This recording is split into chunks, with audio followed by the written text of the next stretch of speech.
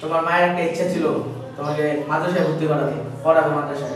তোমার মা তো মারা গেল, এখন কি তোমার মায়ের ইচ্ছাটাকে তুমি রাখবে? অবশ্যই আব্বা, আমাদের তো বলছে আমাকে একটা মাদ্রাসায় পড়ে বড় আলম বানাবে, অবশ্যই আমি আমার এই আবদারটা রাখবো।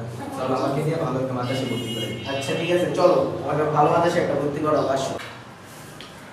আসসালামু আলাইকুম স্যার। ওয়ালাইকুম আসসালাম। ভালো আছেন? নামাজ আলহামদুলিল্লাহ। স্যার এটা হলো আমার ছেলে,